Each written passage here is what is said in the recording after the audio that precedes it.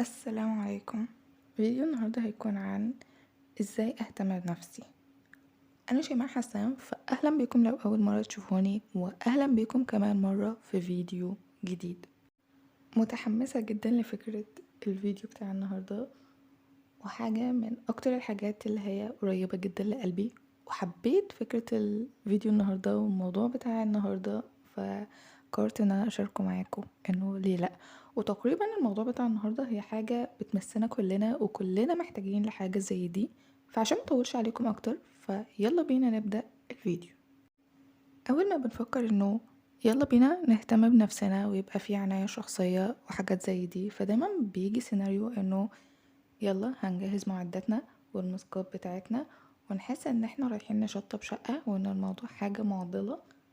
وفي ناس بتاخده من باب الأنانية، انه معنى ان انا اهتم بنفسي واهتم بذاتي يبقى انا كده شخص أناني بدور على نفسي ومستقبلي، ومش مشكلة الآخرين وانا بلغيهم من حياتي. انه جماعة لو سمحتوا نهدى شوية، بلاش نجلد في ذاتنا ونكبر الموضوع ونديله أكبر من حجمه شوية شوية.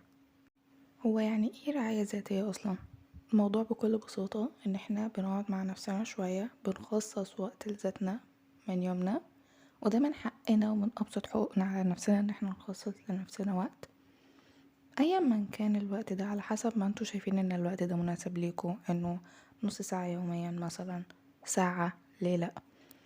علشان نتخلص من الضغوط والتوتر، وانه الانسان اوقات بيحس ان هو عنده اجهاد ذهني وجسدي كبير جدا. فده نتيجة لانه في 77% من الناس ما بيمارسوش الرعاية الذاتية، فبالتالي بيبقى عندهم ضغط نفسي وعصبي كبير جدا.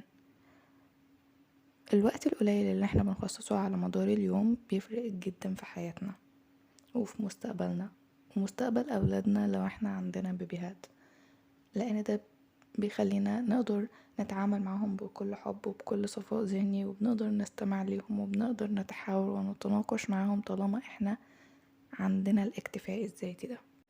أول حاجة محتاجة أهتم بروحي. طيب أعمل إيه عشان أكون مهتمة بروحي؟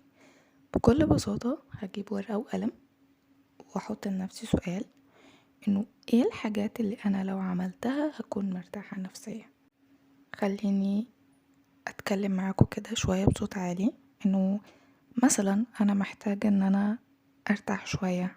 لو أنا تعبانة فمحتاجة أريح نفسي وأنام مثلا، محتاجة أكل أكل صحي، محتاجة ان انا اتخلص من كل الكركبة اللي موجودة على الموبايل، محتاجة ان انا اعمل انفولو لكل الناس اللي مش مهمة او اللي كنت عملت لهم فولو كده وخلاص. فلازم نعمل انفولو لاي حد ممكن يأثر على نفسيتنا او يحسسنا ان احنا قليلين او يدخلنا في حالة من المقارنة ويتعب اعصابنا.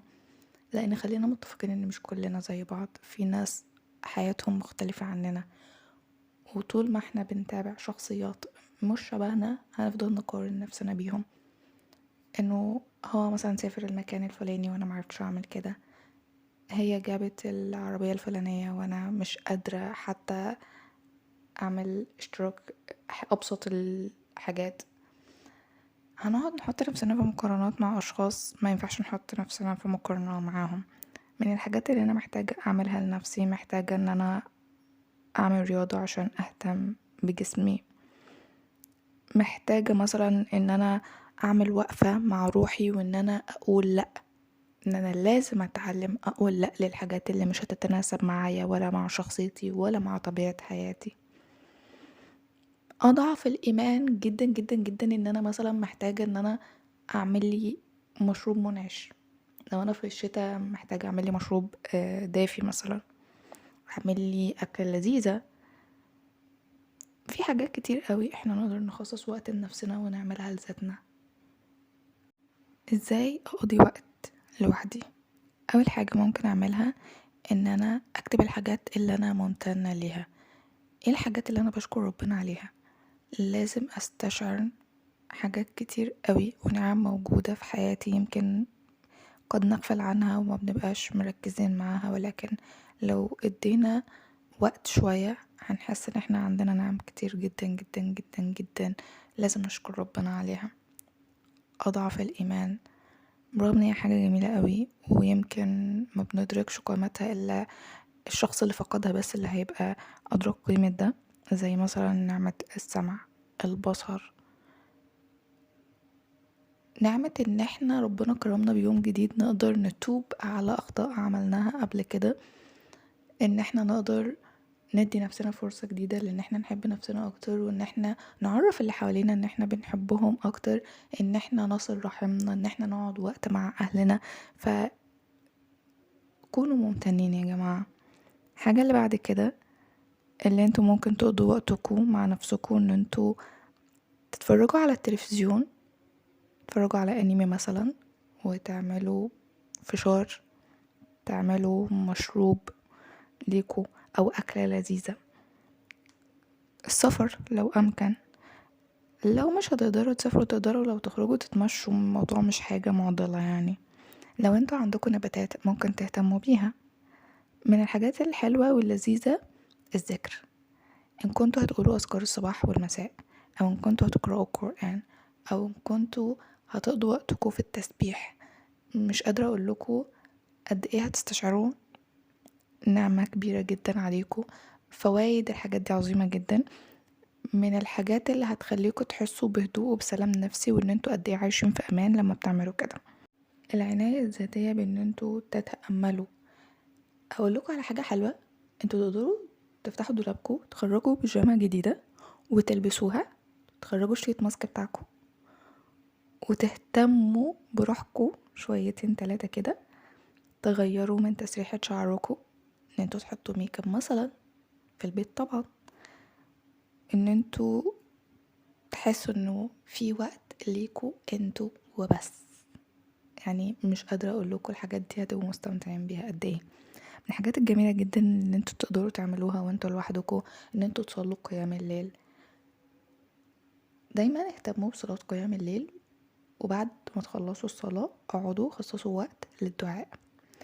ادعوا كتير جدا جدا جدا باكتر حاجة انتوا نفسكوا فيها.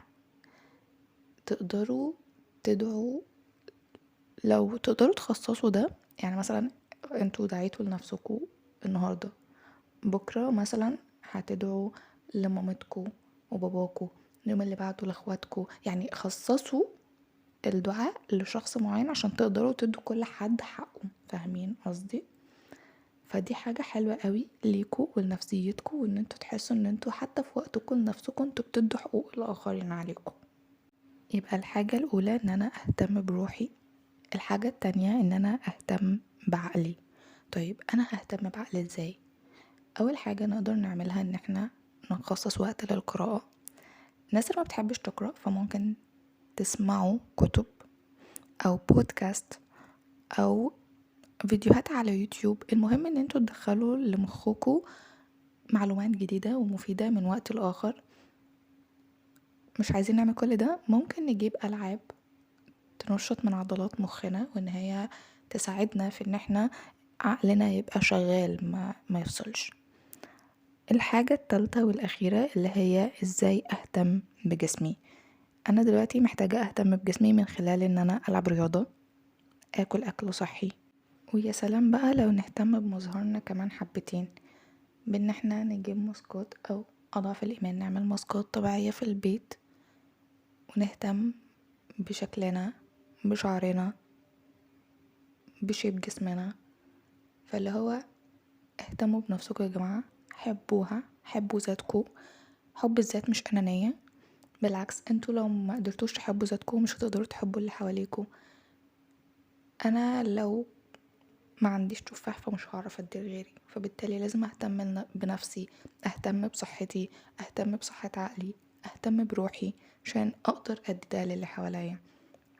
ما حد يطلب مني خدمة او يطلب مني مساعدة او يطلب ان هو يتناقش معايا في امر ما، اكون انا صافية ذهنيا فاقدر اتكلم واتناقش واتحاور. لكن خلينا نتكلم بالعكس، لو انا مش قادرة اعمل كده فبالتالي انا محتاجة اريح دماغي، محتاجة اريح جسمي. لا هقدر اقابل حد، ولا هقدر اتكلم مع حد، ولا هقدر اشوف حد. هكون مضغوطة، تعبانة، متوترة.